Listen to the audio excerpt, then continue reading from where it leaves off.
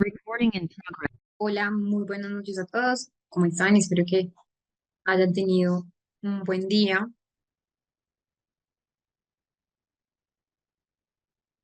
Vamos entonces a iniciar. Ayer entonces me hacían una pregunta que me parece importante empezar con ella,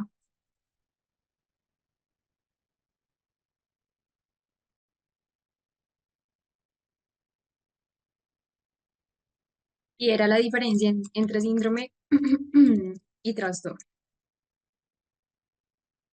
Esa fue la última pregunta que leí ayer, aunque pues no la logramos contestar. Era una pregunta que la verdad me parece importante antes de continuar con ese aspecto que estamos trabajando.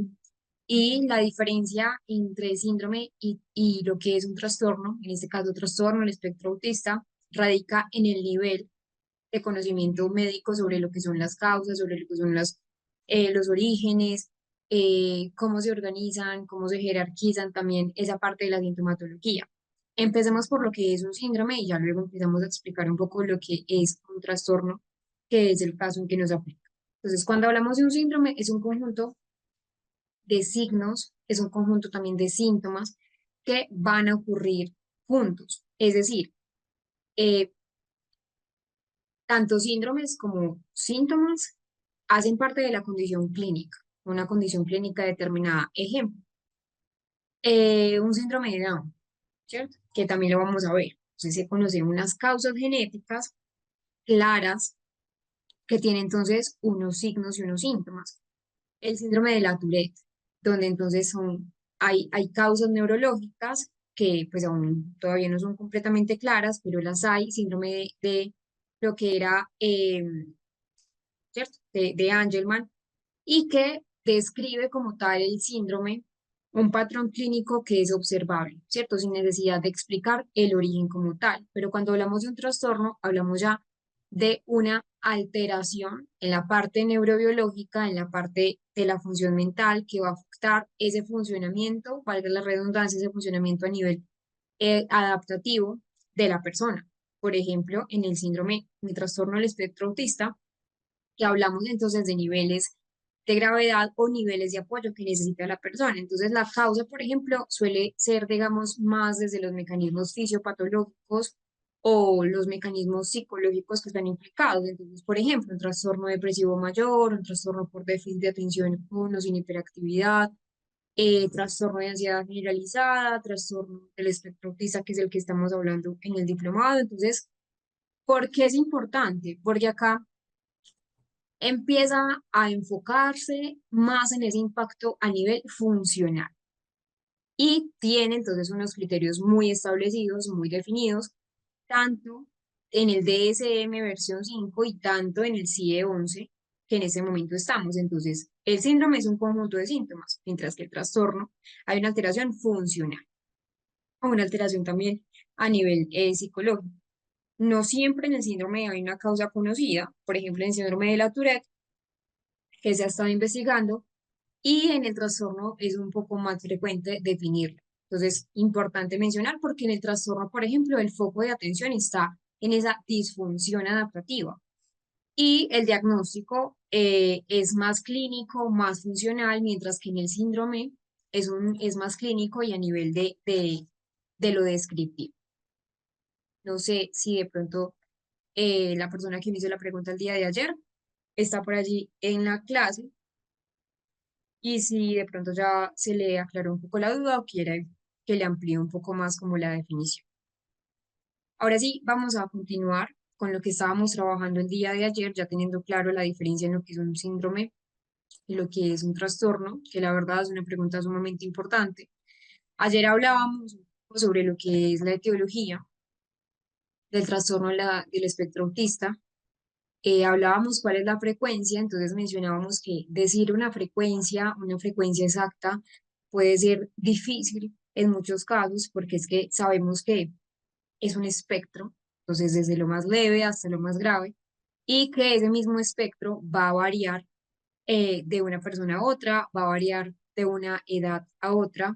Entonces mencionábamos que al menos había uno de cada 160 niños, pero que igual establecer una cifra exacta de prevalencia es sumamente complicado por lo mismo, porque algunos síntomas pueden ser más marcados e intensos a cierta edad que otros.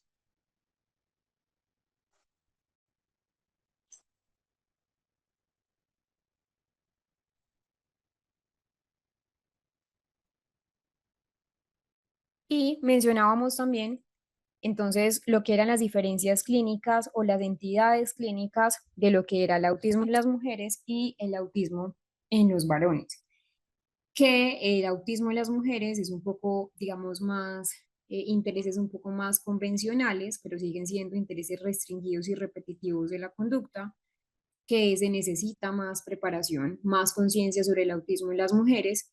Y llegamos a una parte muy importante de lo que es el diagnóstico diferencial, donde hablábamos entonces del aspecto que era la deprivación psicosocial grave, donde entonces había un cuadro que se puede llamar un cuadro pseudo autístico, pero que no es autismo, eso es muy importante tenerlo presente, porque esa reciprocidad social puede que no esté completamente desarrollada, pero que cuando el niño está vinculado con un entorno ya protector, con un entorno que de pronto le preste como los cuidados, le preste el amor, esta parte puede retroceder.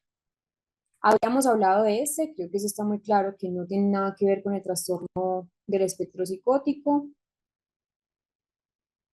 Y llegamos acá, a la discapacidad intelectual. Entonces, en muchos casos sí se puede ver un coeficiente intelectual en el autismo que está por debajo de 70, donde ya podemos hablar entonces de un coeficiente intelectual muy bajo, pero en la discapacidad intelectual como tal, siempre es un perfil homogéneo en el coeficiente intelectual, mientras que como tal, es decir, no podemos decir que una persona con autismo tiene igual discapacidad intelectual per se, porque acá en la discapacidad intelectual hay una interacción social de acuerdo a su nivel de desarrollo, no presentan alteraciones en la teoría de la mente, pueden presentar sí conductas de imitación, pero en el autismo el perfil cognitivo es muy desigual. Vemos niños que están en un coeficiente intelectual promedio o niños que están por encima del promedio, adultos que pueden estar sí por debajo del promedio y que es importante entonces diferenciar. Trastornos de ansiedad, porque en los trastornos de ansiedad también vemos conductas repetitivas, un ejemplo, lo que es la escoriación, de rascarse, rascarse, rascarse, o esta conducta que de hecho es muy común, como, no sé, así como en el pulgar o quitarse los cueritos, es muy común. Y digamos que no es de carácter estereotipado, es decir, sí es un carácter para regular ese factor ansioso, pero no tiene que ver con esas estereotipias como tal lo vimos en el autismo. En la fobia social es muy característico que las personas eviten el contacto social, el contacto con sus pares o el contacto pues como con otros grupos, pero que es diferente porque en la fobia social hay un miedo, por eso se llama fobia, una fobia específica, pero quieren un intento de pertenecer a un grupo. Mientras que en el autismo no necesariamente hay un intento, hay personas que sí intentan pertenecer a un grupo y lo ven como una necesidad. Es un mito también decir que en el autismo no hay una búsqueda social, no. De hecho, tenía un paciente que se sentía muy incómodo porque quería pertenecer a un grupo social, quería pertenecer como a un grupo en su universidad, pero le costaba.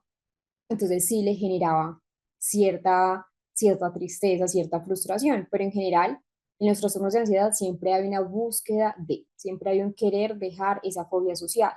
Trastornos del vínculo, ya lo hayamos hablado, y trastorno negativista desafiante, aunque pueden concomitar, en el autismo no siempre es un rechazo a la norma principalmente.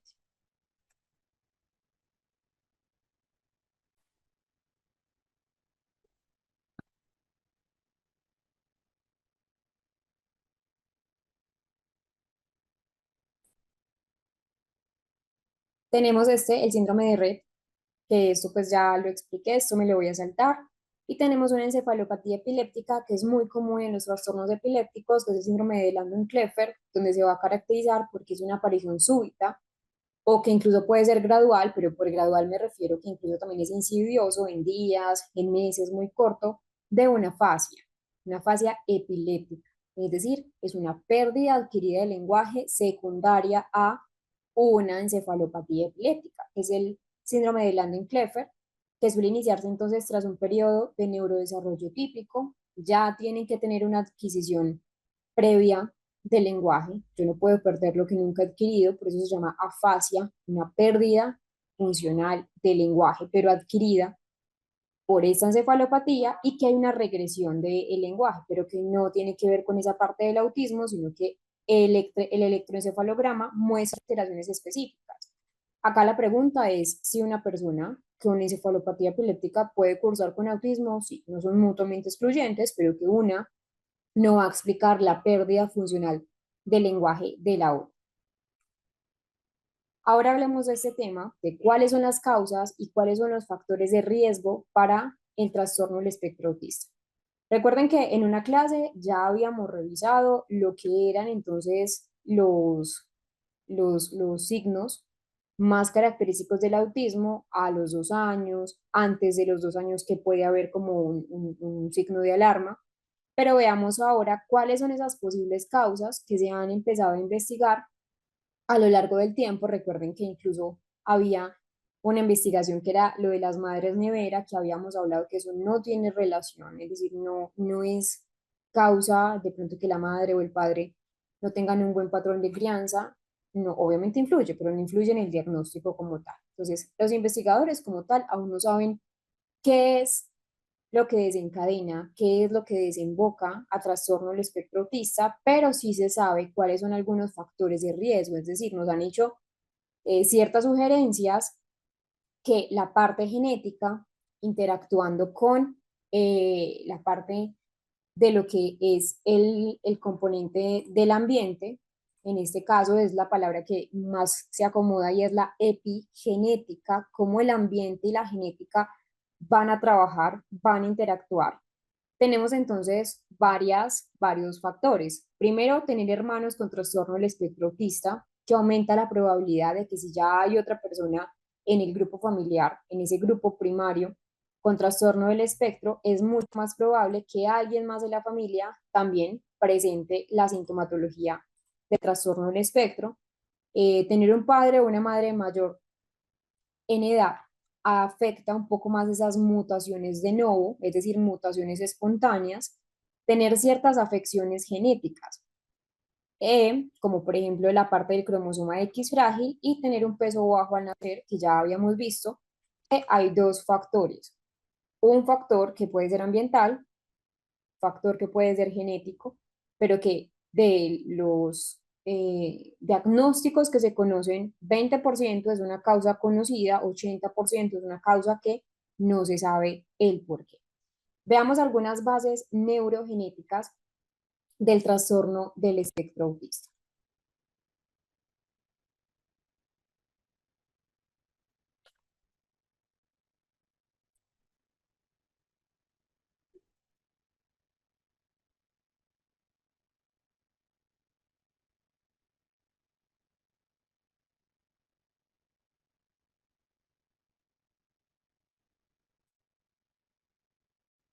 Bueno, por acá una pregunta.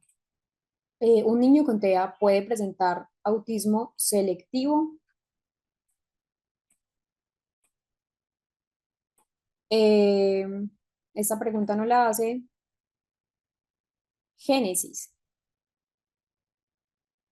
Génesis Cuevas. Sí, no son mutuamente excluyentes, es decir, un niño con TEA puede presentar perfectamente un mutismo selectivo, aunque pues no es lo más frecuente, ¿cierto? Es decir, hay que saber diferenciar si es un autismo no verbal o es más bien un mutismo selectivo.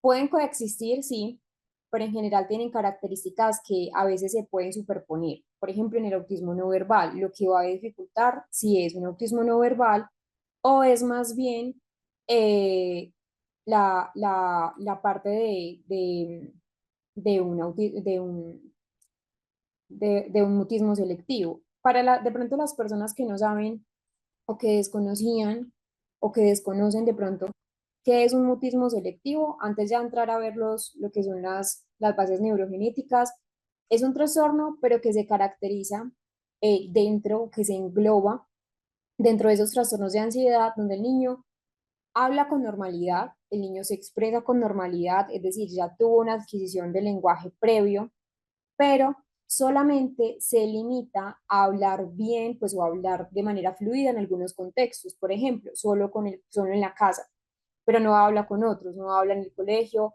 a pesar de tener esa capacidad física, vocálica, a tener esa capacidad mental, a pesar de tener esa capacidad cognitiva para hacerlo, no lo hace, se limita, por eso se llama mutismo selectivo porque selecciona el lugar donde quiere hablar, pero tiene que ver con un trastorno de ansiedad. Suele aparecer entre los 3 a los 5 años, es raro verlo más adelante, aunque pues también hay muchas excepciones a la regla y está relacionado con una ansiedad de tipo social, principalmente en los niños. Pero, ¿cómo se diferencia con el autismo? Primero, porque en el trastorno del espectro autista, aunque puede haber ansiedad, pues la explicación de un autismo no verbal no tiene que ver por una ansiedad social, tiene que ver por un trastorno del neurodesarrollo, puede haber un retraso, una alteración del lenguaje, sí, pero en todos los contextos, mientras que en el mutismo selectivo es normal en contextos donde el niño percibe seguros. Un ejemplo, en la casa, un ejemplo con su abuela, pero de pronto en el colegio o en otros contextos no interactúa, no habla.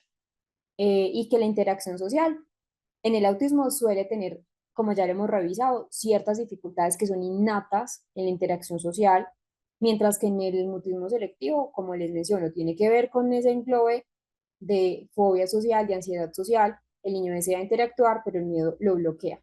Entonces hay un bloqueo, por eso no interactúa, por eso no habla.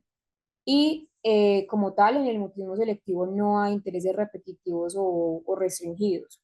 Y en el autismo ya sabemos. ¿Qué pasa? ¿Qué es la pregunta que nos hacían? ¿Qué pasa cuando coexisten? En niños con autismo de alto funcionamiento, es decir, ya sabemos que de alto funcionamiento sería un nivel 1, es mucho más posible observar comportamientos similares al mutismo selectivo, especialmente en situaciones que para ellos son novedosas o pues nuevas o que pueden percibir como estresantes. Entonces, algunos niños con autismo pueden no hablar en el colegio por esa hipersensibilidad, por esa también ansiedad social que son concomitantes, pero diferentes. O más bien por una dificultad como en la comprensión contextual. Entonces, esto puede aparecer como, pues puede parecer un mutismo selectivo. Entonces, sí, puede tener mutismo selectivo, pero es importante una evaluación muy cuidadosa sobre lo que es la diferencia entre ambos.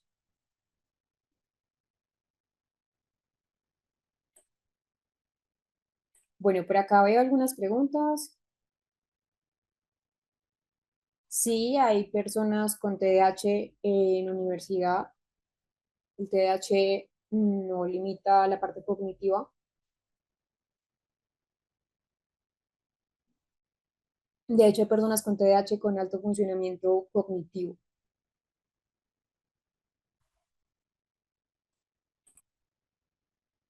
Vamos a hablar de eso, de genética y herencia.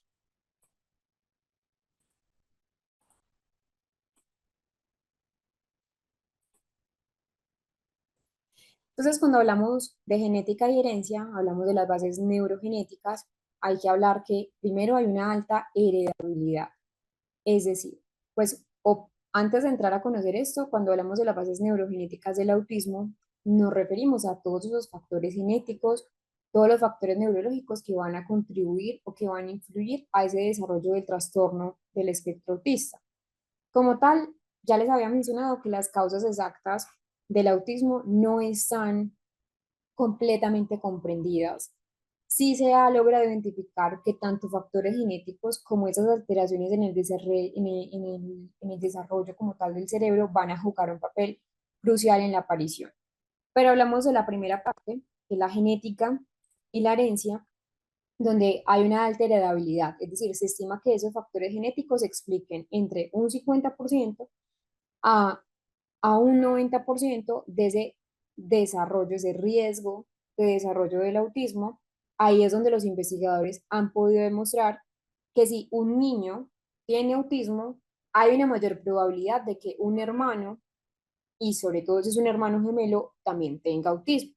especialmente en gemelos monocigóticos, es decir, en gemelos que son idénticos.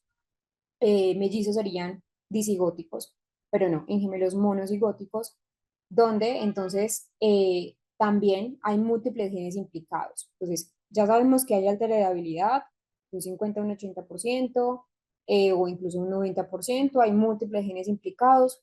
No es, digamos, viable pensar que nosotros tenemos un único gen del autismo. No existe un único gen para el autismo.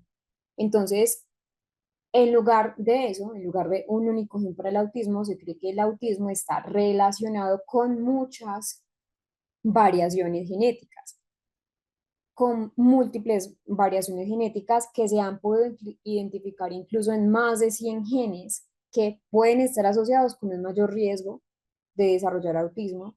Y entre ellos algunos afectan esa comunicación entre las neuronas, que sería una afectación en la sinapsis, que es el mecanismo en cómo se comunica una neurona con otra neurona, con otra y con otra y con otra, y que influyen también en ese desarrollo, en cómo, pues, en cómo crece el cerebro, en cómo se desarrolla el cerebro y cómo se organiza el cerebro. Entonces, hay unas bases neurogenéticas que debemos tener muy presentes. Primero, que pueden haber mutaciones espontáneas, es decir, algunas formas de autismo se han podido relacionar con mutaciones de novo. ¿Qué son mutaciones de novo? Son mutaciones que ocurren de manera aleatoria, de manera espontánea en el esperma o en el óvulo de cualquiera de los dos padres y no están presentes en sus genes como tal. Es decir, son mutaciones que influyen en el desarrollo cerebral del feto, pero que son mutaciones espontáneas. Y que de hecho, pues es la mayoría de los casos que actualmente tenemos de autismo. Recuerden, no todas son mutaciones genéticas, también entonces hay una alterabilidad que hay que tener muy en cuenta, 50 a un 90%, eso es muy, muy alta heredabilidad. Y lo que les mencionaba de los gemelos idénticos, los monocigóticos, donde comparten un diagnóstico de autismo en el 60% de los casos. Hay una tendencia familiar de un 2%, aunque parece baja, realmente es muy alta, de la probabilidad de que si ya en la familia, en ese grupo primario, existe alguien, puede ser un hijo con autismo, pueda tener otro hijo u otra persona primaria de sangre con el mismo diagnóstico. Los cromosomas que pueden estar implicados y eh, eso ya se los expliqué, que comparten pues como los gemelos monocigóticos, el diagnóstico en autismo en un 60% de los casos, y que sobre todo cuando hay una causa genética, que eso ya lo habíamos hablado en el X frágil, puede haber una principal causa de discapacidad a nivel hereditario, que es esta parte del X frágil, donde es una causa de discapacidad intelectual, donde del 2 al 6% de los niños con autismo tienen síndrome de X frágil. Esto acá, digamos, ya me lo voy a saltar porque lo teníamos ya estudiado en otro momento de la clase. Y lo que es el autismo sindrómico, recordarles un poco qué es el autismo sindrómico, que hay algunos genes implicados, por ejemplo, en el síndrome de Angelman, acá el X frágil, donde entonces está también el síndrome de Timothy, donde es una cardiopatía con inmunosupresión, síndrome de Rett, que tiene, recuerden, que pues una historia muy relacionada con el autismo, pero que ya después del año 2013 no hacen parte de lo que es el síndrome de Angelman y lo que es el síndrome de Prader-Willi, pues donde hay una hipotonía.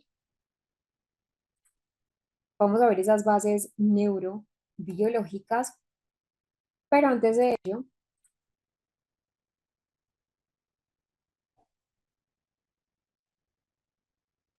vamos a ver un video relacionado con esto.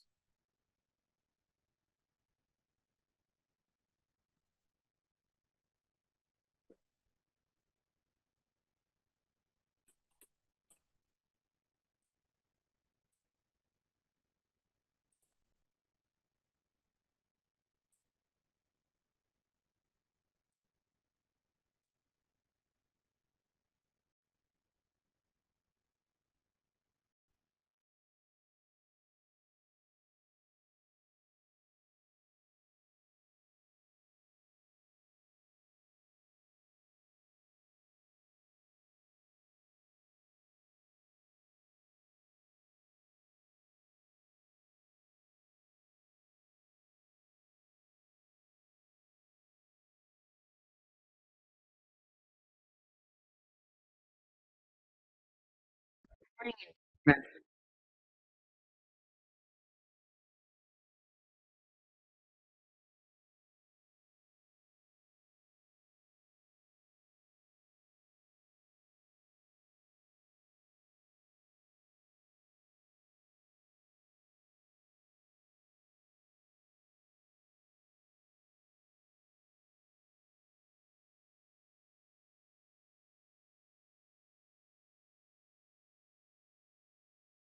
Hablemos un poco sobre lo que es el desarrollo cerebral en la persona con autismo. Entonces, en general, a grosso modo, hay defectos en la migración neuronal.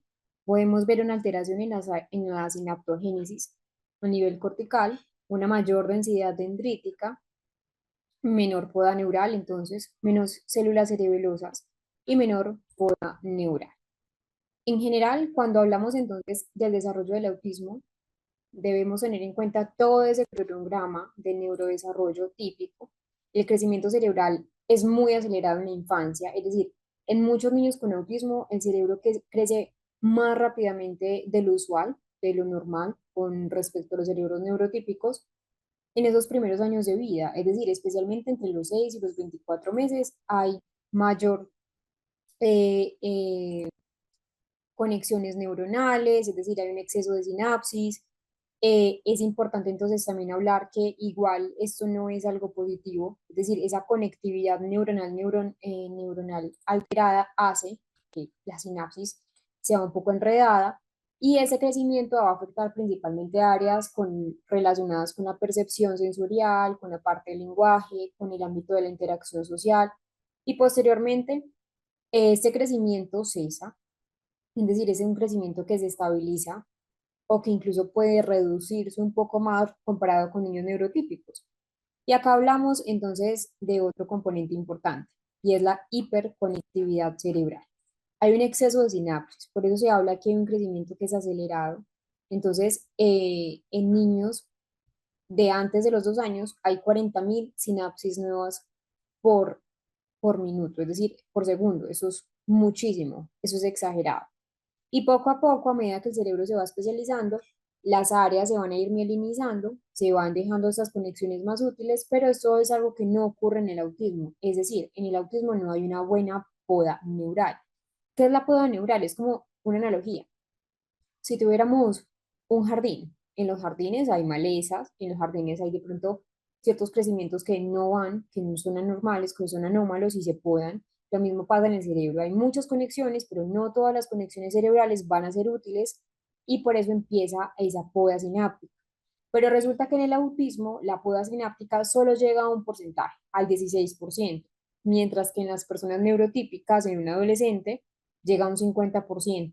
Entonces miren que hay una diferencia significativa en esta baja poda neural, lo que también va a permitir que esa conectividad cerebral sináptica sea muy atípica, es decir, esa hiperconectividad local quiere decir que esas regiones que están cercanas en sí están mucho más conectadas de lo que deberían estar, lo que explica que puedan tener habilidades detalladas, puedan tener habilidades más especializadas, por ejemplo, la memoria para los datos, las habilidades más visuales, es decir, explica esa teoría que nos propone Yura Fritsch, que recuerden que es la teoría de la experiencia central debilitada gracias a esa hiperconectividad. Pero no siempre vamos a tener hiperconectividad, también vamos a tener hipoconectividad, hiper más, hipo bajo. Eh, Está hiperconectada con lo que está más cerca, pero hipoconectado a larga distancia. Es decir, las estructuras cerebrales que están más distantes que otras especialmente, por ejemplo, las que están más relacionadas con lo que es la comunicación social, la integración socioemocional, la parte de la planificación que tendría que ver con función ejecutiva, tienden a estar menos conectadas, es decir, tienden a estar menos desarrolladas. Por eso hay que tener en cuenta que hay áreas específicas en esa corteza cerebral que están menos desarrolladas que otras. En general, vemos entonces que hay alteraciones en áreas claves. Primero, en la corteza prefrontal, de la cual ya hemos hablado, que involucra esas funciones ejecutivas. También la corteza prefrontal nos ayuda con esas funciones sociales. Va a mostrar diferencias incluso en el tamaño a nivel estructural del cerebro. No es algo muy profundo, pero la sinapsis y esas conexiones cerebrales también afectan esa parte del tamaño y la activación que hay en la corteza prefrontal. Todo el sistema amigdalino, la amígdala, la amígdala cerebral entonces va a estar relacionada con qué? Con esas emociones, con ese reconocimiento de expresiones faciales. A veces en el autismo la amígdala puede ser más grande en etapas tempranas, pero con una menor actividad funcional. Es decir, el hecho de que sea más grande no quiere decir que tenga mejor función. No, es más grande en tamaño por por ese desarrollo temprano del cerebro, como les mencionaba, pero hay hipoactividad funcional, la amígdala, que entonces nos ayuda con esas emociones, sobre todo viscerales. Tenemos otra estructura importante y es el cerebelo. El cerebelo y lo que ya habíamos hablado, que son todo el sistema somatosensitivo de las neuronas espejo. Entonces, en el cerebelo, ¿qué tenemos? El cerebelo no solo participa, no es solo una estructura que está vinculado con el movimiento, no. El cerebelo también participa en la atención, en la cognición y tiene también una parte funcional, no es, digamos, la función eh, predominante del cerebelo, pero también nos funciona en cuanto a el aspecto del lenguaje, entonces se observan cambios a nivel estructural cerebelosa y a nivel funcional. Y lo que ya habíamos mencionado, las neuronas espejo, fundamentales para lo que es la imitación, para lo que es la empatía. Y ya sabemos que en el autismo, de hecho, es una teoría explicativa, que la teoría explicativa de las neuronas espejo, que hay una disfunción que contribuye a las dificultades sociales. Importante entonces mencionar también, esto es lo que ya les mencionaba, pues no creo que me adelanté un poco a la diapositiva, pero lo que son las neuronas espejo. Miren, por ejemplo, acá cómo sería en un paciente neurotípico. Una buena actividad, mientras que miren, por ejemplo, acá sería esa parte somatosensitiva que nosotros ya habíamos hablado, donde está principalmente las neuronas espejo, y miren que aquí hay menor, pues, conectividad de las neuronas. Cuando una persona nos saluda, cuando una persona nos dice adiós, nuestro cerebro procesa ese gesto y lo imita, pero en la persona con autismo puede estar reducido. En general, ese sistema límbico tiene una hiperintensidad neuronal, que es importante también hablarlo. Cuando hablo de un desarrollo cortical atípico es porque es diferente. Desde edades tempranas, el cerebro esa configuración neurológica se empieza a configurar diferente. Entonces, he observado que los niños con autismo tienen un crecimiento, como les digo, muy acelerado en ciertas áreas, donde hay una sobreabundancia de conexiones sinápticas durante esos primeros años. Recordemos que 40.000 neuronas nuevas por segundo, pero que no hay una buena poda sináptica, no hay una buena poda neuronal. Entonces hay un proceso diferente en el autismo porque no se eliminan esas conexiones neuronales que son innecesarias. Entonces es como si fuera un enredo completo de neuronas y que la corteza somatosensorial, que como les digo, tiene que ver también con esa parte de las neuronas espejo, no solo se relaciona con esto, sino con esa sensibilidad sensorial. Entonces, muchas personas con autismo por eso tienen hiper o hiposensibilidad a esos estímulos que están en el medio exterior. Algo que también vi como en las preguntas, no todas las personas con autismo tienen hiper o hiposensibilidad. Hay personas con autismo que procesan la información de manera típica. No todo niño, no toda persona con autismo tiene una reacción desbordada ante cualquier sonido o al contrario, una reacción mínima ante cualquier sonido, no, incluso sonidos estridentes, no. Hay personas que tienen una buena reacción. Pero en general las personas que sí lo tienen hiper o hipo muestran una alteración en esa corteza somatosensorial que pues son las regiones o es la región específica de lo que es ese procesamiento sensorial. Entonces, en algunos casos, esa misma corteza somatosensorial va a mostrar una hiperreactividad a estímulos externos, va a estar hiperreactiva, lo que va a llevar también a un comportamiento de evitación sensorial. Importante tener en cuenta esto. Y que bueno, también lo que les mencionaba, hay una acumulación de neuronas que no funcionan, es decir, neuronas o conexiones ineficaces que van a contribuir en la persona con autismo a esa dificultad en procesar en hacer un adecuado filtro de la información de manera más adecuada, lo que va a afectar también la parte del procesamiento sensorial que les acabo de explicar y la parte a nivel comportamental. Pero la región que está, digamos, un poco más alterada y hay que tener en cuenta es esas funciones cognitivas relacionadas con la corteza prefrontal. Planificar, tomar decisiones, la regulación del comportamiento a nivel social. En las personas con autismo, entonces, se han encontrado ciertas alteraciones en esos circuitos neuronales frontales, prefrontales específicamente, y van a llevar o van a explicar esos problemas en la flexibilidad cognitiva, sobre todo en la dificultad en muchos casos de o tomar un camino A, o tomar un camino B, o tomar un camino C, y esas dificultades también para comprender esas normas a nivel social.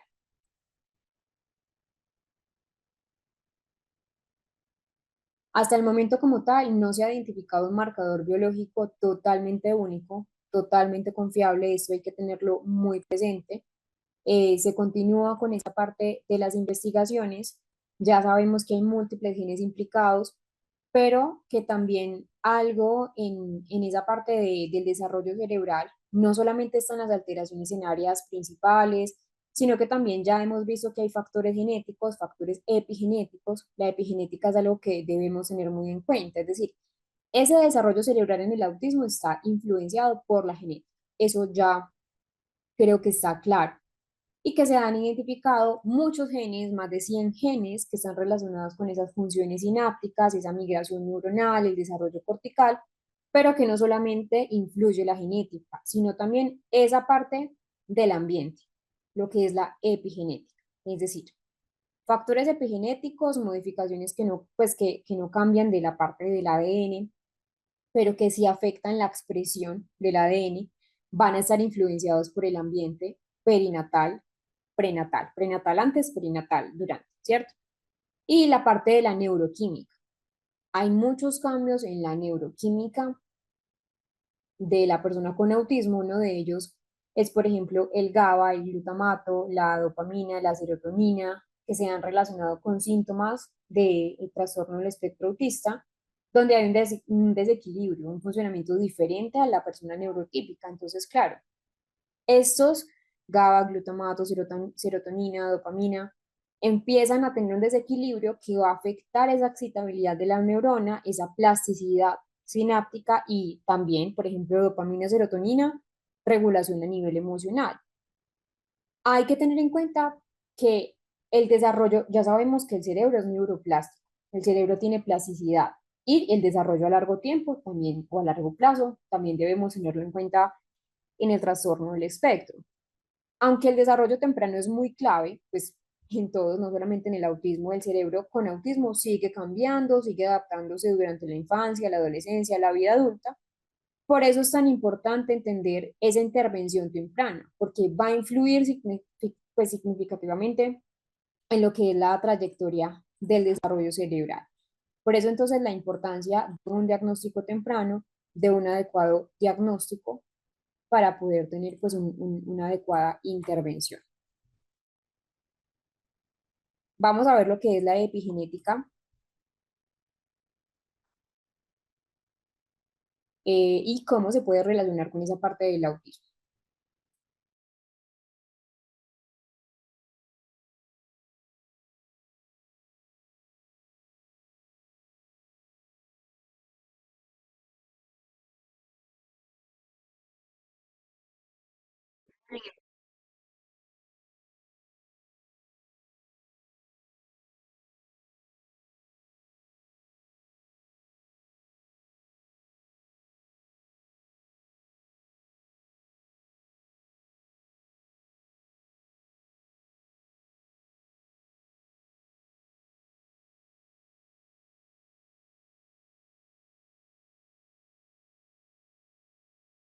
Vamos a hablar un poco de lo que son las generalidades en el neurodesarrollo.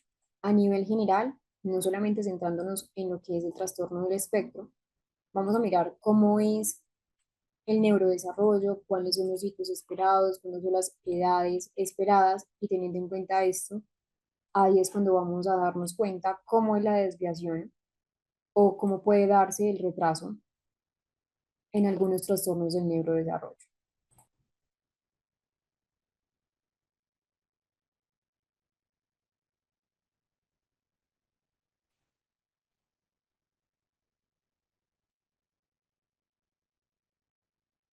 Si nos preguntáramos qué es neurodesarrollo, nosotros tendríamos que irnos para desglosar el término. Entonces, lo primero es qué es lo que se nos viene a la cabeza solamente de pensar en la palabra neuro. Si a ustedes las mencionan neuro, ¿qué se les puede venir a la cabeza? Ustedes me pueden decir, bueno, se me viene que neuro se relaciona con cerebro, con sistema nervioso, con aprendizaje, se puede relacionar con trastornos también, con esas habilidades sociales, atención, memoria, lenguaje, entre otros. ¿Y qué es lo primero que se nos puede venir a la cabeza cuando pensamos en desarrollo? Que es un cambio continuo, que tiene que ver con esa maduración del cerebro, con esa evolución y que también, por supuesto, ese desarrollo puede estar sujetos también a lo que son los cambios a nivel general. Entonces, cuando empezamos a analizar el término a nivel general, nosotros tenemos que entender que el neurodesarrollo es un proceso biológico. Es un proceso que depende también de una maduración biológica que permite una maduración primero del sistema nervioso, una adquisición de habilidades cerebrales como habilidades físicas, que nos permite también tener habilidades cognitivas, una maduración también a nivel emocional. Entonces el neurodesarrollo es una secuencia que es muy compleja, el neurodesarrollo es eh, continuo, no para, no se frena, hay cambios estructurales, hay cambios funcionales, como les mencioné, en ese sistema nervioso, y que el neurodesarrollo comienza desde esa etapa prenatal y que continúa durante la infancia, la adolescencia y, en menor medida, en un menor proceso, en la adultez temprana. Se habla, aunque suene de pronto como muy contradictorio, que ese neurodesarrollo culmina alrededor de los 25 años. Algunos dicen que 30 años, otros dicen 25 años, yo me quedo con el promedio que son 25 años, donde se termina de formar, donde se termina de mielinizar esas funciones cognitivas relacionadas con la parte prefrontal. ¿Por qué es importante saber qué es el neurodesarrollo? Porque cuando conozco, cuando comprendo, cuando sé, cuando se dominan cuáles son los hitos del neurodesarrollo, cuáles son los periodos sensibles, cuáles son los periodos críticos, yo sé cómo está trabajando o cómo se está desarrollando un niño, cómo va, si va bien, si va mal, si de pronto tiene un leve retraso en el lenguaje, si de pronto tiene una leve desviación en el desarrollo motor, para poder, ¿qué? Para poder proporcionar una mejor calidad de vida, ya entrando a esa parte de lo que es se me fue la paloma, la palabra, la intervención. Entonces, cuando yo sé, si por ejemplo yo sé y conozco que un niño de pronto a los 2 años ya debe decir al menos 50 palabras en un repertorio, pues yo ya sé cómo empiezo a trabajar si de pronto el niño no está allí. Entonces, cuando conozco esos trastornos del neurodesarrollo, como conozco el neurodesarrollo, yo sé cómo podría ser un trastorno del neurodesarrollo, es decir, cómo ese proceso de crecimiento, cuando ese proceso de maduración se va a ver truncado, se va a ver alterado y que van a surgir trastornos que van a afectar el aprendizaje, incluso la conducta, la interacción social. Algunos de los trastornos más comunes que ya sabemos es el autismo, el trastorno por déficit de atención y hiperactividad, la parte de los trastornos específicos del aprendizaje, los trastornos del lenguaje, que van a manifestarse desde esa primera infancia, que persisten hasta la vida adulta, pero que van a afectar diferentes áreas del funcionamiento eh, cerebral. Por eso la importancia de una detección temprana, porque cuando la identificamos, cuando hacemos un buen abordaje temprano, pues ahí es donde nosotros podemos, digamos que hablar, nosotros podemos ya mencionar lo que son las alteraciones y cómo entonces trabajar con ellas.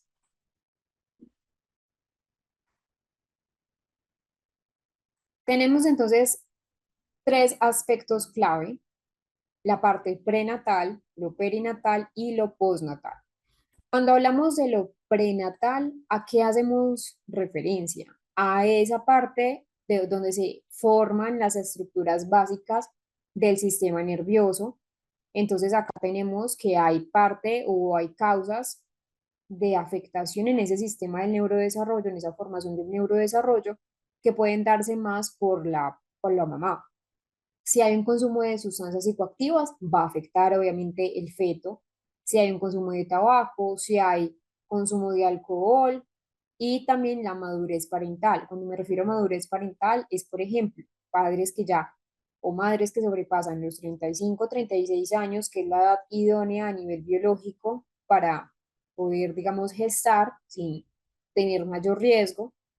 La parte perinatal, donde pueden haber mutaciones, alteraciones genéticas, alteraciones cromosómicas, y la parte postnatal, donde en esa parte del nacimiento puede haber pues, por secuelas tras una hipoxia, alteraciones cromosómicas, puede ser también esa prematurez de la que ya habíamos mencionado, puede haber una lesión al momento del nacimiento, un ejemplo, una lesión se puede dar porque el niño tuvo sufrimiento fetal, porque no le hicieron una adecuada extracción, o porque tuvo de pronto una ayuda de forceps, que son esas pinzas para extraer el bebé, el neonato, y de pronto tuvieron un mal movimiento, o incluso la parte emocional, que es el rechazo también de los padres. Entonces, ¿qué son los periodos críticos del desarrollo fetal? Nosotros tenemos periodos críticos del desarrollo fetal, es decir, en el embarazo, cada parte del cuerpo del feto se va a formar durante un momento específico. Por ejemplo, acá, cualquier parte, no solo nos vamos a centrar en lo que es el cerebro, la médula espinal, en general el sistema nervioso central, no. Cada parte del cuerpo tiene un momento eh, puntual, un momento específico. Por ejemplo, la zona de los brazos y las piernas se va a formar aproximadamente en el periodo del embrión de la tercera semana y vamos hasta ese, casi ya al periodo del feto, donde es la octava semana. Lo mismo el corazón, lo mismo los oídos, lo mismo los ojos. Pero resulta que en ese desarrollo fetal del neurodesarrollo, ya sabemos que pues el feto se forma durante un momento específico, cada parte del cuerpo se forma en un momento específico. Este tiempo específico se denomina un periodo crítico del desarrollo fetal. Tenemos periodo crítico del desarrollo fetal y periodo crítico del neurodesarrollo como tal. Entonces, durante ese periodo crítico, el cuerpo puede ser más susceptible a lo que son teratógenos, a lo que son exposiciones. Por ejemplo, una exposición a medicamentos, cuando la madre, por ejemplo, está en proceso de gestación, suspenden algunos medicamentos, sobre todo, por ejemplo, medicamentos a nivel psiquiátrico que no son positivos, de pronto que el feto esté expuesto a ello, cuando se puede, obviamente. Eh, el consumo de alcohol, infecciones durante el embarazo, en general condiciones de salud o incluso consumo de sustancias de la madre. Entonces, la probabilidad de ocurrir diferentes tipos de defectos de nacimiento cambia a lo largo del embarazo. Es decir, cuando la mamá, cuando la madre gestante comienza a tener su proceso de gestación, comienza a tener su embarazo, comienza con un 3 a un 5% de probabilidad de tener un defecto de nacimiento, ¿cierto? Eso se conoce como un riesgo ya de fondo. Si una exposición puede aumentar esa probabilidad de defectos del nacimiento, esa probabilidad depende de la parte del cuerpo que esté desarrollando en el momento de la exposición. Un ejemplo, con esa parte que les menciono de los brazos y las piernas. Entonces, si la madre está en esta parte del periodo de gestación y quizás en ese momento tuvo algún momento de exposición, es ahí donde tenga mayor riesgo de no tener una manito, de no tener un pie, etc. Entonces, una vez que ya la parte del cuerpo se ha formado, es decir, en este caso, en la formación de los brazos, de las piernas, cuando ya pasa al periodo fetal, cuando ya pasa de la octava semana, que es el tiempo límite, ya no se corre el riesgo de desarrollar defectos de nacimiento importantes. Entonces, sí es importante mencionar que algunas exposiciones van a seguir afectando el crecimiento, la función de una parte del cuerpo, incluso aún después de que la parte se haya formado, específicamente en lo que es la parte del sistema nervioso central, porque miren, acá tenemos esto, miren que siempre tenemos un desarrollo del sistema nervioso, solo que tenemos dos diferencias. Yo acá les coloco dos gráficas, la que, digamos, ustedes más comprendan. Pueden ser más comprensible esta, pero es el mismo estilo de gráfica. La verdad es que esta es como un poco más sencilla de comprender. Entonces, miren acá. Acá tenemos una zona que está sombreada o punteada, donde acá tenemos que si la madre está expuesta a algo, hay mayores efectos funcionales y menores a nivel estructural, y tenemos esta zona donde puede haber defectos estructurales mayores y menor a nivel funcional. Entonces, en general, el neurodesarrollo es un proceso que es dinámico, que es de interacción entre lo que es el niño y lo que es el medio en que lo rodea, y como ese resultado, pues con el resultado del neurodesarrollo, el niño obtiene esa maduración del sistema nervioso con el desarrollo de cada una de las funciones cerebrales. Entonces, el desarrollo del cerebro es un proceso que no para. No es que ya no se desarrolló, perdón, no es que ya para y ya, no. El desarrollo está en secuencia. Como les digo, incluye procesos cognitivos, incluye procesos emocionales, incluye procesos a nivel conductual, y que hay periodos críticos para ese desarrollo cerebral normal, donde entonces empieza en esa vida intrauterina y hay mucho más riesgo en lo que es los primeros años de vida de nosotros como seres humanos.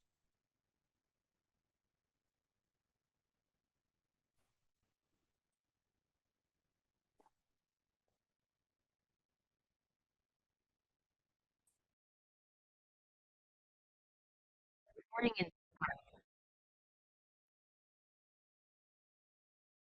Entonces, ese sistema nervioso lo que hace es generar diferentes respuestas en función de las situaciones, en función del medio ambiente. Entonces, aquí hablamos también que depende también de una estimulación previa. Siempre es un proceso continuo, depende de la maduración del sistema nervioso central y sigue una misma secuencia, pero puede variar de un niño a otro. Un niño puede estar adelantado 2, 6 meses a otro de una misma edad, pero no quiere decir tampoco que sea una patología o una desviación o un retraso. Ya vamos a hablar un poco de esto. Miremos la diferencia entre crecimiento y miremos la diferencia entre desarrollo. Ambos van a estar juntos, van a estar de la mano, aunque son diferentes. ¿Qué entendemos por crecimiento? Crecimiento es un proceso más de tipo cuantitativo. Entonces, un aumento físico de tamaño corporal, un aumento del grosor, por ejemplo, del perímetro cefálico, tiene que ver más bien con unidades, peso, talla, donde un ejemplo podría ser en crecimiento, el aumento de una estatura de un niño o el incremento de la masa muscular. Características se puede medir, es visible, es decir, tú ves como, el niño de 2 años es diferente al niño de 1 año, tiene límites, entonces dejamos de crecerla a nivel de estatura a una cierta edad. Y está influido por factores genéticos, por factores nutricionales también y por factores obviamente hormonales. ¿Y qué es el desarrollo? Es un proceso más de tipo cualitativo. Entonces vemos crecimiento cuantitativo, desarrollo cualitativo, que va a implicar esa maduración más de tipo funcional. Allí entonces de pronto no es tan visible como lo que podemos ver en esa parte del crecimiento, porque en en el desarrollo tenemos más bien una adquisición de una habilidad cognitiva que a veces no es tan notoria, o algo más de tipo emocional o algo más de tipo social a largo tiempo. Un ejemplo, aprender a caminar, aprender a hablar, aprender a dominar pues alguna actividad, controlar las emociones. No siempre es visible, entonces no siempre sabemos si el crecimiento y el desarrollo van como relacionados. Incluye más bien una maduración de aspectos psicológicos, de aspectos sociales, pero sobre todo de aspectos neurológicos. Es un proceso continuo, desde la concepción, incluso podríamos hablar que esa parte puede ir hasta la vejez. Nosotros siempre tenemos un desarrollo cerebral, obviamente para los 25 años, pero cuando hablo de que es continuo hasta la vejez es porque está la parte neuroplástica del cerebro. Y no se limita a un solo aspecto, no se limita a la parte de la talla, como en el crecimiento, sino que abarca lo motor, lo cognitivo, lo socioafectivo, donde el crecimiento es aumentar de tamaño, el desarrollo es madurar en capacidades, pero ambos ocurren juntos, pero no siempre van a ser lo mismo. Acá tenemos unos principios de lo que es el desarrollo. Primero, que son procesos continuos, que son procesos organizados, secuenciales, que van a estar influenciados por factores madurativos, por factores ambientales, también a nivel por factores genéticos, se producen en sentido cefalocaudal, es decir, desde la cabeza, acá lo vemos, hasta la parte de las extremidades inferiores, los pies, evolucionan desde lo más sencillo hasta lo más complejo. Es decir, primero empieza esa parte de la percepción visual, esa parte de lo que es lo sensitivo, luego pasa a algo mucho más concreto, más complejo. El desarrollo digamos que se hace más diferenciado porque se va especializando a nivel funcional y acá lo que les mencionaba, que el crecimiento y el desarrollo avanzan a ritmos diferentes, pero que se van a realizar de forma cronológica. El cerebro de un recién nacido pesa alrededor de 350 gramos. Esto no es nada. Ya cuando tiene 2 años, cuando aumenta esas conexiones a nivel sináptico, conexiones a nivel neuronal, de la que hablábamos ahora, ya empieza a pesar 1050 gramos. Miren la diferencia de un niño recién nacido a un niño de 2 años es bastante. Y en el adulto no cambia tanto, aumenta unos 350 gramos, ya empieza a pesar 1400 gramos aproximadamente. No es un peso fijo, es decir, no es que sí o sí tengan que pesar 1400 gramos. Depende si es varón, si es mujer. Los varones tienen un peso un poco más del cerebro, eso no quiere decir que los varones sean más inteligentes que las mujeres, no. Anteriormente se creía esto, pero era porque pues era mayor el tamaño, mayor el peso, pero tiene que ver con factores hormonales y obviamente con factores también porque los hombres suelen ser un poco más grandes, pero la masa cerebral no tiene nada que ver con, o el tamaño cerebral no tiene nada que ver con la función. Entonces, en el desarrollo existen 4 elementos: un periodo crítico de neurodesarrollo, un periodo sensible y el periodo de neuroplasticidad, y en general, pues el periodo de neurodesarrollo que digamos que lo engloba todo. Vamos a hacer la apertura de algunas preguntas que de pronto tengan por allí. Vi una pregunta antes mm, de explicar. Esperen que la busco por acá en el chat.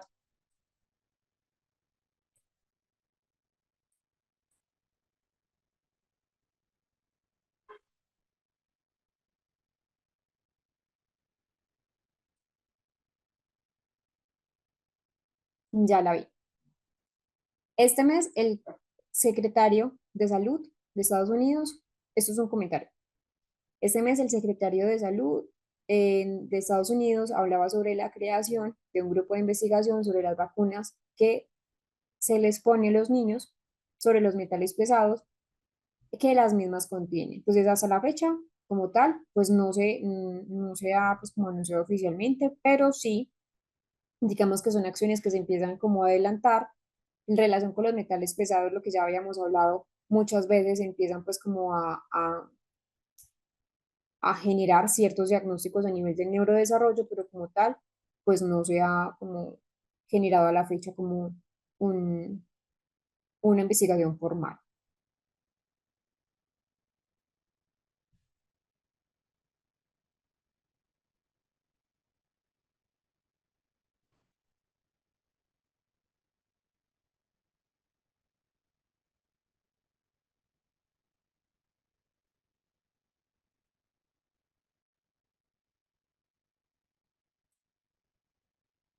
¿Cuánto duraría un proceso de, por acá tenemos otra pregunta?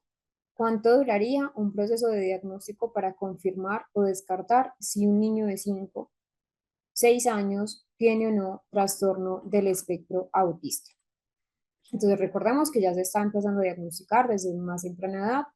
El proceso de diagnóstico para confirmar, digamos que va a variar según los países, el sistema de pronto de salud del país, los recursos también del país. En muchos países, por ejemplo, si se destinan recursos económicos para hacer un diagnóstico de autismo, en otros es más de tipo particular, pero en general dura entre 1 y 3 meses aproximadamente, o incluso más, pues como en las listas de espera o las complicaciones clínicas. Lo primero es una evaluación, ¿cierto? Una evaluación que primero tiene una evaluación inicial, una evaluación donde entonces se realiza una entrevista inicial con los padres, una observación básica del niño, si hay signos de alarma, lenguaje, esa parte de la interacción social, las conductas repetitivas. No solamente en muchos casos se va a hacer una evaluación con los padres, Por eso les digo que a veces puede tardar, si es una adecuada evaluación, también incluso con los docentes, o en ese caso, pues que está en jardín, 5 o 6 años, o en 6 años ya estaría pues con el primero de primaria, y luego una evaluación. Entonces, después de esa entrevista clínica, la idea es que sea docentes y a padres de familia, aplicar entonces a DIERRI, que es una entrevista diagnóstica para el autismo, CARS, MChat, que es como más de tamizaje, y una observación más directa, una herramienta como el A22, que más o menos 5 sesiones se puede llevar. Esto depende mucho pues como de la duración. La idea es que sea pues como en sesiones, que no sea todo un día para obviamente confiar como en la parte del diagnóstico. Silvia nos pregunta, ¿para qué sirven las neuronas de Purkinje? Que era algo que estábamos viendo en el desarrollo cerebral. Entonces, son las neuronas, nosotros tenemos varios tipos de neurona, ¿cierto? Específicamente, las neuronas de Purkinje están ubicadas en lo que es la parte cerebelosa, una parte que ya hemos visto que el cerebelo no es el único responsable del movimiento, que también tiene otras funciones cognitivas, pues está relacionado principalmente con la coordinación, con el movimiento, con la parte del equilibrio, pero no es la única función cerebelosa.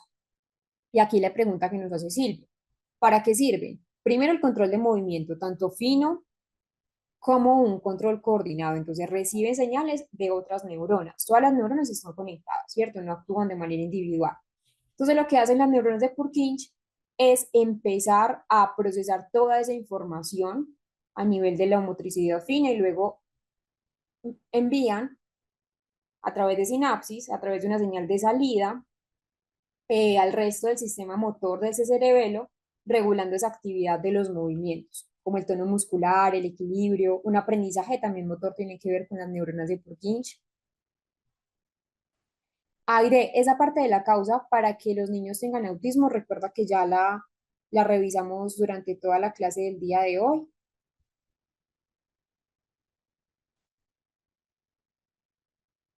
porque Diana nos pregunta, ¿por qué los niños nacen neurotípicos y luego ¿por qué los niños nacen neurotípicos y luego de los 6 meses comienzan a mostrar signos de TEA? ¿Cómo es posible? No, no es que nazcan neurotípicos y ya que luego empiecen a mostrar signos de trastorno del espectro autista o trastornos en general de TDAH, por ejemplo. Entonces, no es algo que aparezca de repente, como ya hemos visto, sino que el cerebro ya está empezándose a desarrollar de manera diferente desde antes del nacimiento, pero los signos que van a ser visibles van a tardar en aparecer. No es que el niño nació neurotípico y de la nada se volvió con autismo, de la nada empezó a tener autismo, no.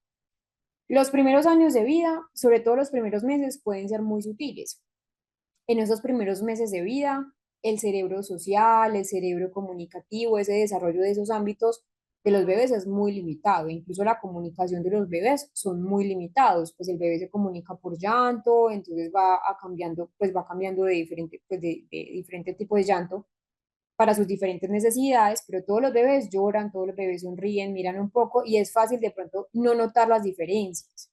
Pero muchos niños con autismo, entre comillas, parecen neurotípicos, no es que sean neurotípicos, pero es que no es que cambien, simplemente sus diferencias se hacen más evidentes a medida que se les exige más la comunicación social, a medida que ya de pronto como que la parte del ámbito cognitivo va aumentando. Entonces no es que sea una regresión como tal, sino que realmente tienen, digamos, un cerebro que se va desarrollando, pero ya se va volviendo mucho más complejo. Y como les menciono, no es que sea un desarrollo anómalo, como se creía anteriormente. Es decir, en el autismo no hay un desarrollo cerebral anómalo.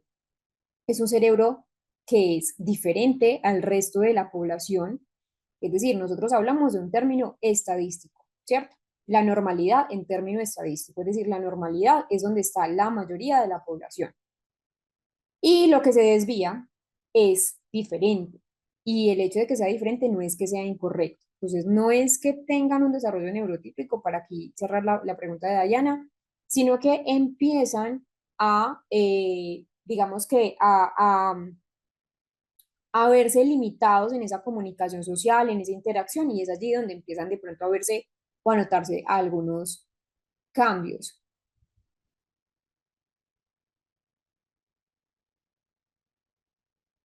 Sí, sí, sí, Caro, pero todavía no. Mañana se los estoy compartiendo para que lo puedan tener. Es un cuestionario, incluso se los voy a compartir ahora. Es un cuestionario, se los voy a compartir en ese momento. Es un cuestionario eh, autoevaluativo. No lo tienen que enviar, es decir, no tienen que enviar la respuesta a los coordinadores, es para que ustedes mismos sepan en qué nivel están, qué de pronto dificultades pueden encontrar, qué puntos débiles, qué puntos fuertes tienen.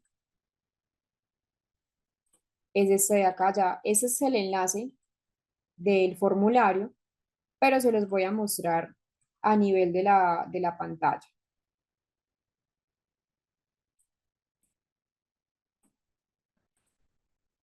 Entonces, ese es el formulario. Ustedes lo tienen ahí, como lo coloco acá, es un cuestionario no calificable, no tiene repercusión alguna en la obtención del título. La idea es leer atentamente esas preguntas y si tienen entonces alguna inquietud, lo vamos a revisar ese día, pues el último día de, de nuestra clase. Entonces, empiezan con las preguntas, es en Google Forms, en Google Formularios, es el que les acabé de compartir. Acá tienen todas las preguntas. Son aproximadamente, creo que son 15 preguntas, no, son 20 preguntas. Todas son de selección múltiple, con única respuesta, para que entonces lo vayan realizando, lo vayan diligenciando y como les digo, no se preocupen si de pronto en algún momento no sacan la cantidad mayor de preguntas buenas. No se preocupen por eso. La idea es un proceso de aprendizaje. Eso es lo que queremos realmente. Entonces vamos a ir a nuestro descanso y cuando volvamos del descanso, del receso, vamos a abrir otro espacio de preguntas para que entonces podamos solucionar.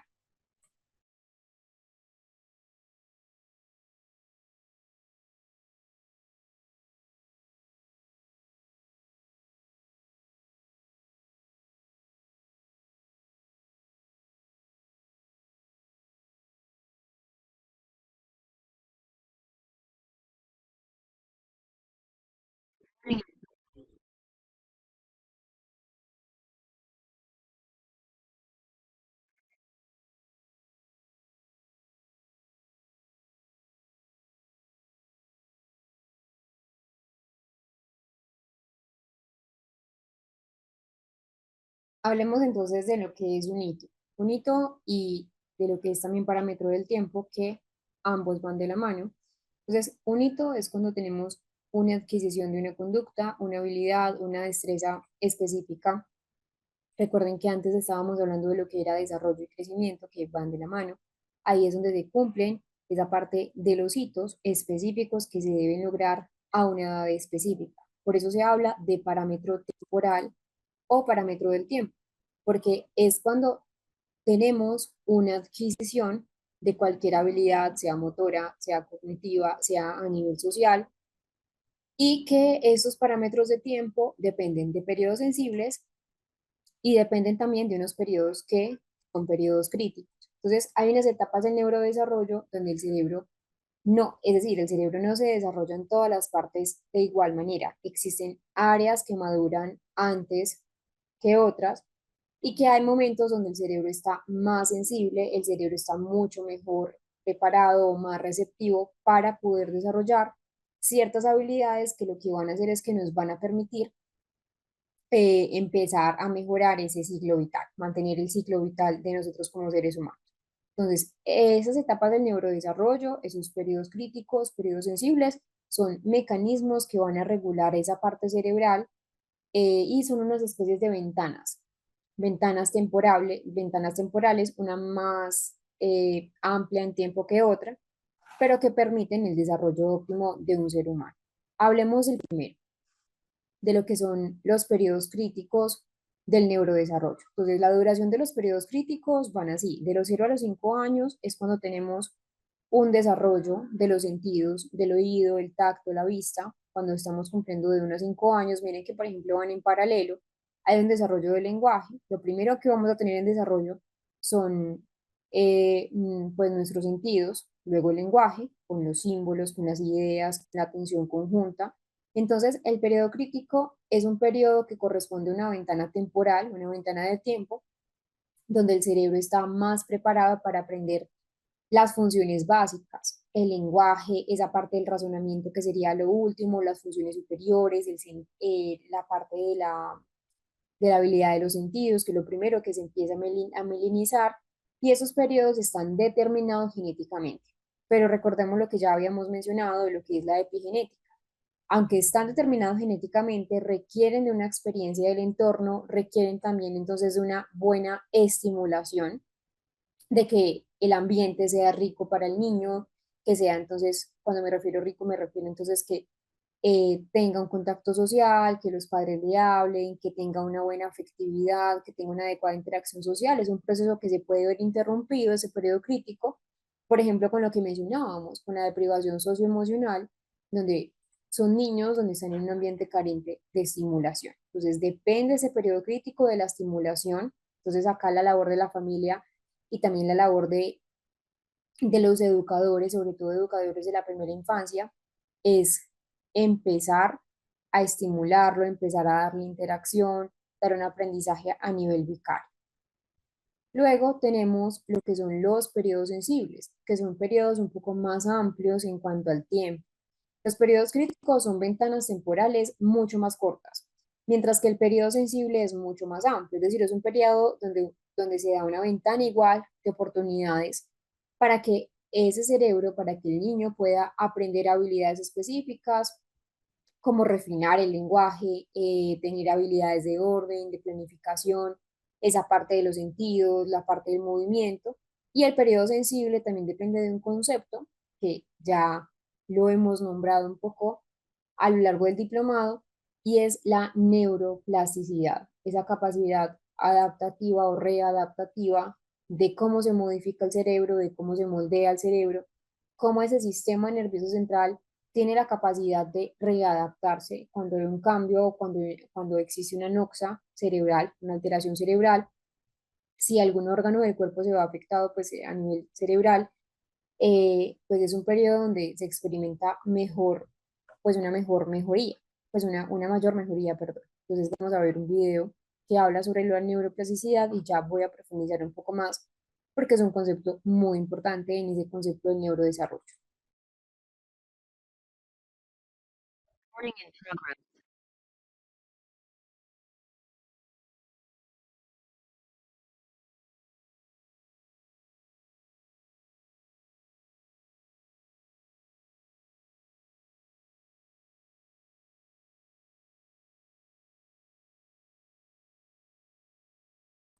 Entendiendo entonces lo que son los periodos sensibles o el periodo sensible, con esa parte de la neuroplasticidad, ese es un resumen que les dejo acá. Entonces, el periodo crítico es una ventana en el tiempo que permite el desarrollo de una determinada habilidad. El periodo sensible, entonces, aprendizaje, nuevas habilidades, y el periodo de neuroplasticidad, que es la capacidad del cerebro para reorganizarse. Cuando hablamos entonces de la neuroplasticidad, en ese periodo de neurodesarrollo es esa capacidad del cerebro, como ya vimos allí en el video, de pues que es particularmente en la infancia, en la adolescencia. No quiere decir entonces que sea único y exclusivamente en la infancia y la adolescencia.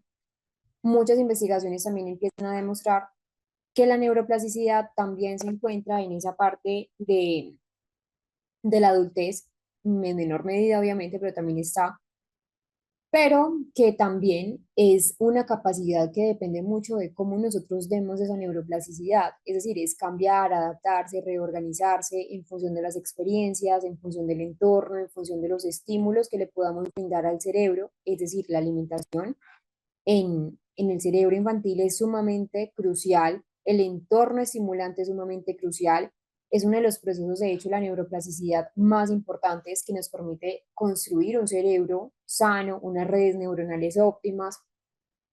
Y cuando hablamos como tal de la neuroplasticidad en ese proceso de neurodesarrollo es porque hay una alta plasticidad en esos primeros años. Durante la infancia, el cerebro es esencialmente plástico. Por eso es tan importante que los niños estén en contacto con el entorno, en contacto con la estimulación a nivel social, a nivel de lenguaje.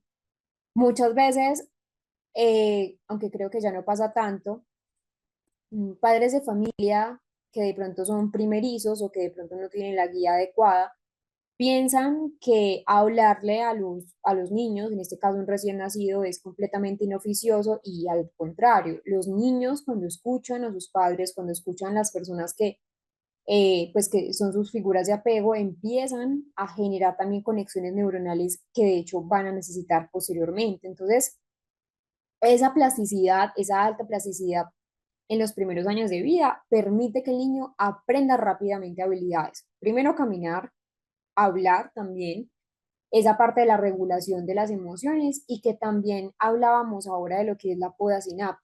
Hacia la adolescencia el cerebro empieza a eliminar conexiones neuronales que quizás no les son tan útiles, que no se usan frecuentemente o que de pronto tienen muy mala conexión sináptica. Es un proceso que se llama poda neural o poda sináptica. Entonces, eso hace que el cerebro sea mucho más eficaz, pero menos flexible que en la infancia.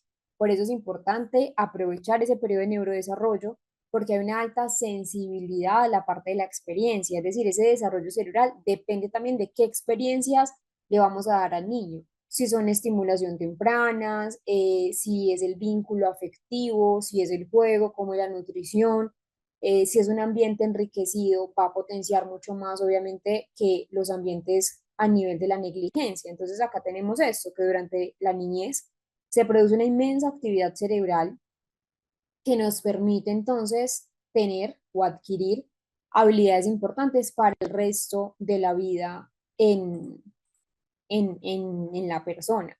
Y que hay una alta influencia también del ambiente en ese desarrollo infantil, en ese desarrollo temprano. Ya les voy a explicar esto.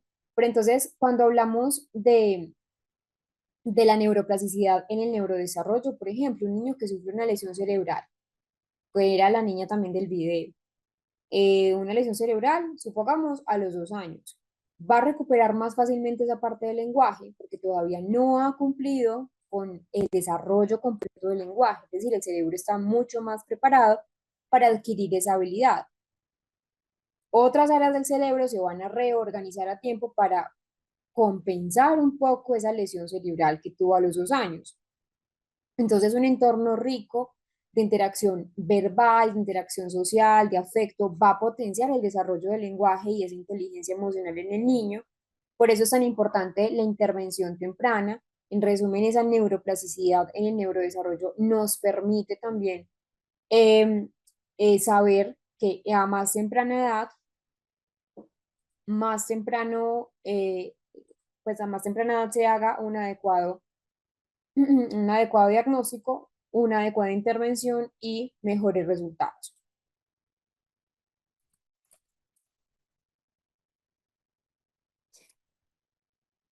También tenemos una influencia del ambiente en el entorno, pues o sea, cuando me refiero al ambiente, no solamente me refiero a un ambiente emocional, pues a una familia, sino también el medio ambiente, es decir, la contaminación puede influir también de manera negativa en esa parte del neurodesarrollo. Desafortunadamente sabemos que estamos en un entorno social o en un entorno pues donde en muchos países hay pues tienen una alta contaminación que va a influir también en el neurodesarrollo. Entonces, es importante porque el ambiente prenatal, no solamente la nutrición materna, sino también ese ambiente familiar, pero el contexto sociocultural y el contexto educativo también van a permitir esa parte del neurodesarrollo. Es decir, el medio ambiente moldea el cerebro del desarrollo, medio ambiente en general, ¿cierto? Donde se desarrolla.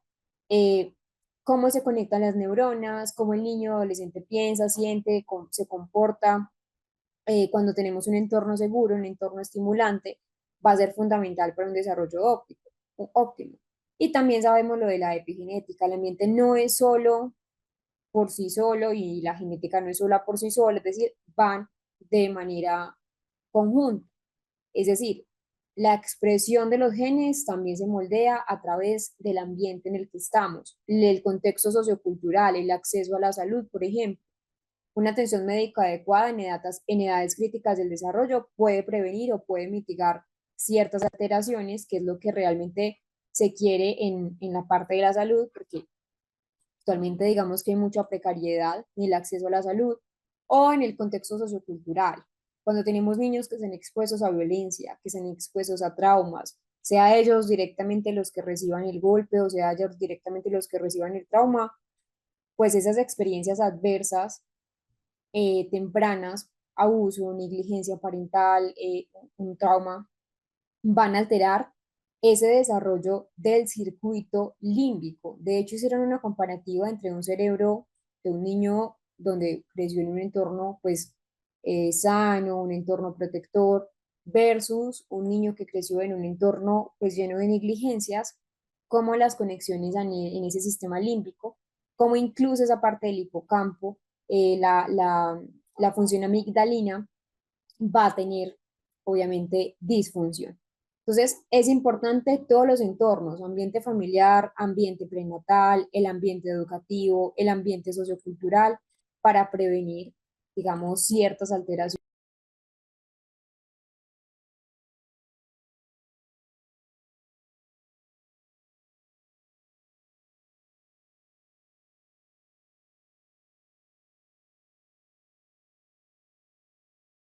Les voy a compartir las clases que están entonces hasta ahora en la plataforma de YouTube. Recuerden que las van subiendo conforme vamos avanzando en el diplomado.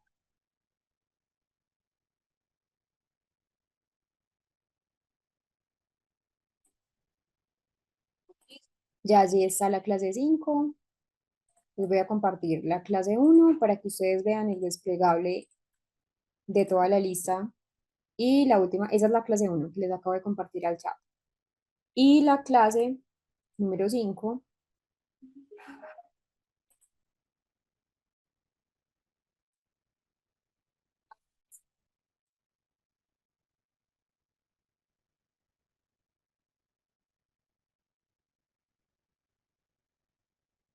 y esta es la clase número 5. Vamos a abrir entonces el espacio de preguntas que ustedes de pronto tengan, que les hayan surgido hasta ahora. Vamos a hacer un espacio larguito de preguntas, unos 15 minutos aproximadamente. Sí, sí, María. Todas las diapositivas están en el material, las diapositivas, los videos y algunos casos clínicos. Por acá veo una pregunta. Dice lo siguiente: ¿qué pasa con la neuroplasticidad en personas con discapacidad intelectual? ¿Puede mejorar un tope o hay un tope en sus aprendizajes? Eso no lo hace Juana. Entonces, digamos que ya sabemos que la neuroplasticidad, ¿cierto? Que es esa capacidad como de adaptarse. Sí, está presente en personas con discapacidad, pero pueden tener algunas limitaciones en comparación con personas sin una discapacidad intelectual, sin una DI.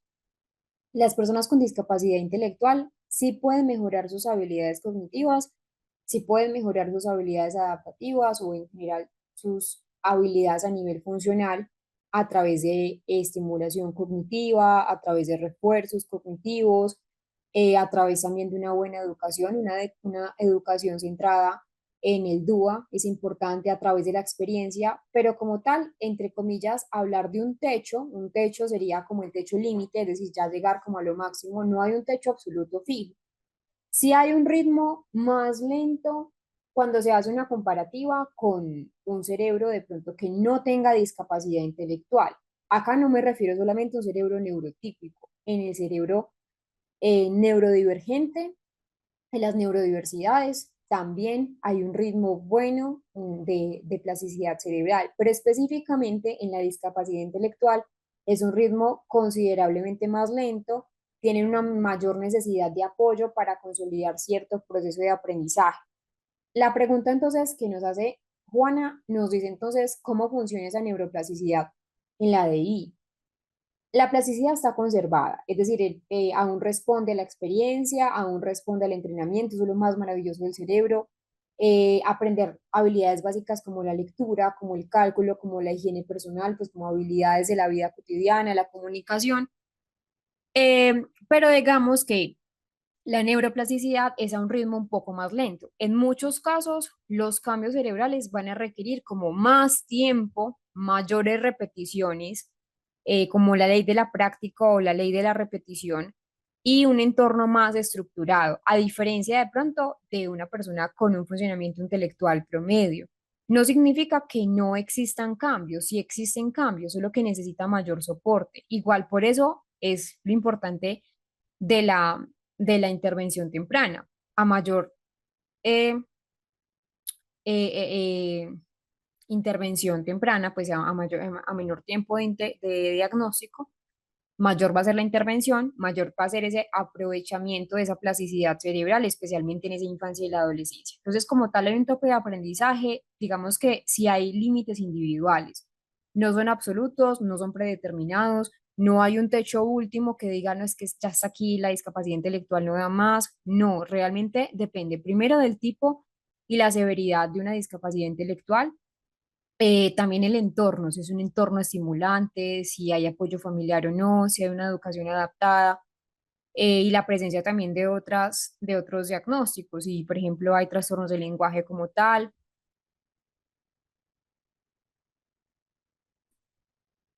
La neuroplasticidad en una persona con TDAH, ¿en qué le ayuda? Bueno, en el TDAH, obviamente también hablando con el tema pues como de la simulación cognitiva, igual es clave. Y de hecho, nosotros en neuropsicología trabajamos en el TDAH, en la rehabilitación, centrándonos en la plasticidad cerebral, porque permite que ese cerebro forme nuevas conexiones, que tenga habilidades sobre todo en esa parte atencional y que compense esas dificultades asociadas al TDAH. Entonces, por ejemplo, mejorar la atención y ese control ejecutivo, que es el fin último de la rehabilitación neuropsicológica. Entonces, un entrenamiento que esté centrado en esa capacidad de sostener la atención, de planificar y organizar. Entonces eso se da, ¿por qué? Porque esa neuroplasticidad permite ese fortalecimiento de aquellas redes cerebrales que están implicadas en la atención, que están implicadas en la autorregulación, como esa corteza, por ejemplo, prefrontal. Si de pronto también se puede, y pues, que obviamente también en la parte de la intervención neuropsicológica, esa es también la idea, desarrollar habilidades que sean habilidades compensatorias. Entonces, ¿cómo así? Si hay de pronto debilidades en ciertas áreas, como la memoria de trabajo, que es muy común en el TDAH, que hay mayor impulsividad, pues que el cerebro se fortalezca en esas habilidades, pero que también existan otras pues que puedan como compensarlas, que puedan compensar las dificultades. Un ejemplo, rutinas visuales, técnicas metacognitivas, el uso de memotécnicas, el uso de tecnología para recordatorios, aplicaciones en organización, que son habilidades compensatorias mientras se hace una parte de la estimulación.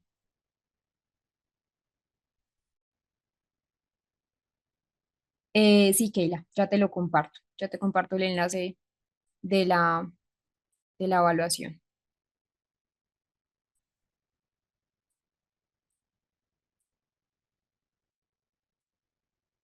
Te lo voy a copiar por acá. Te lo copié allí en el chat tuyo y lo vuelvo a colocar acá en el chat a nivel general.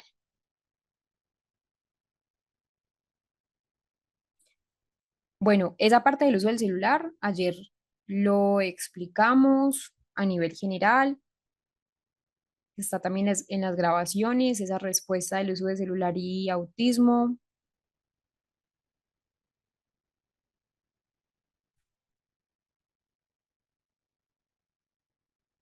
Por acá otra pregunta. Dice así,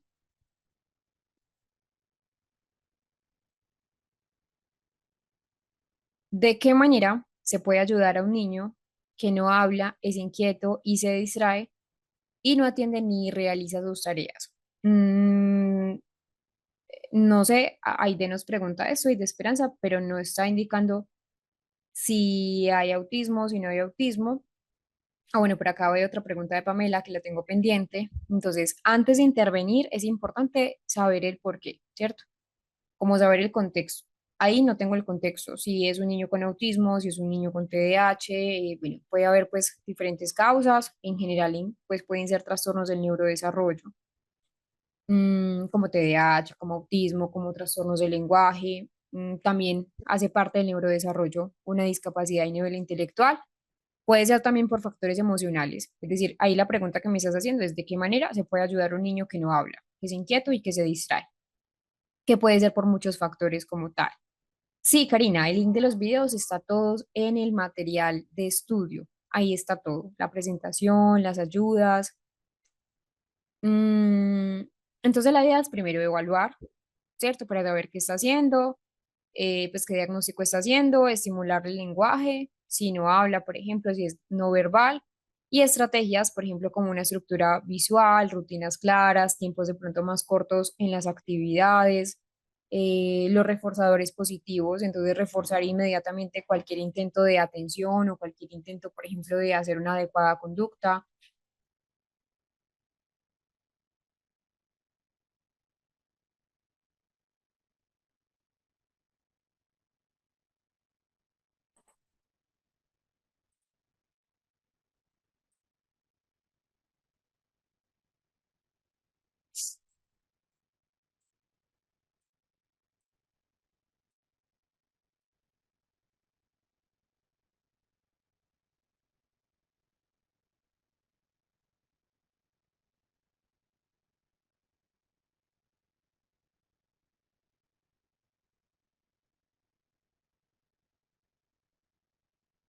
Bueno, por acá veo otra, ya tengo muy presente la de Pamela, solo que la de Pamela es un poco larga de responder, pero ya te lo voy a responder. Otra pregunta que nos hace, no la hace Fernanda, que nos pregunta, ¿algún autor sobre enfermedades mentales en la niñez y la adolescencia? Sí, realmente pues como que en la parte académica ya hay, y en la parte clínica pues como que ya hay varios autores. Eh, Russell, Barclay me gusta bastante. De hecho, por ejemplo, Yura Frisch también tiene varios libros que, que es importante, pero como tal, libros, no recuerdo el autor, pero sí te puedo recomendar algunos libros. Es, por ejemplo, esa parte de psiquiatría del niño y del adolescente, que de hecho ese es el nombre, psiquiatría del niño y del adolescente, o manual de psicopatología infantil, no recuerdo el autor. Hay uno que es más como, no de tipo, o sea, no está escrito como en forma tan clínica, pero que también de pronto puede ser muy interesante, se llama Niños y Adolescentes Difíciles. Y bueno, y también está el DSM y el CIE-11, que pues aunque es muy general a nivel de enfermedades, pues no está como separado, te puede también servir como para saber un poco más como esa clasificación diagnóstica.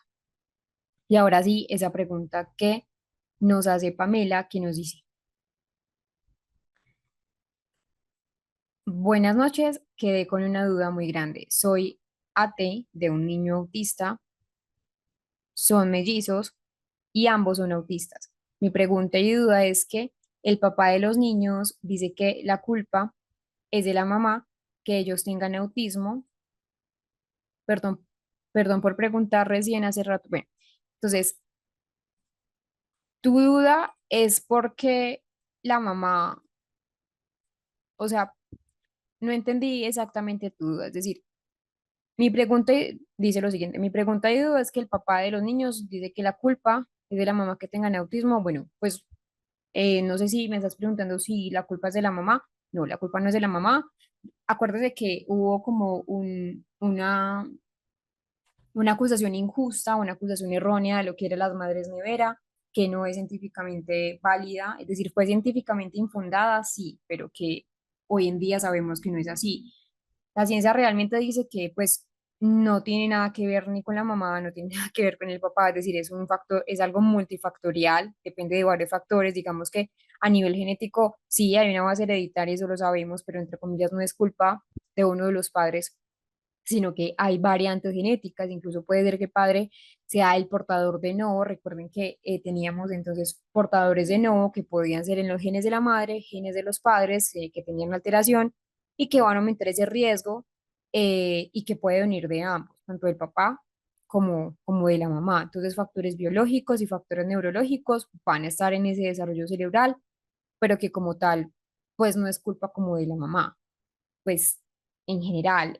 No sé si lo dice de pronto por factores prenatales, como exposición, como infecciones de las que ya hemos hablado, como de pronto complicaciones en el parto, o incluso la edad de los padres que hablábamos ahora, que a mayor edad de los padres, sobre todo de la mamá, pues de gestación, obviamente el papá también influye, eh, van a tener, digamos, cierta predisposición a cierta complicación.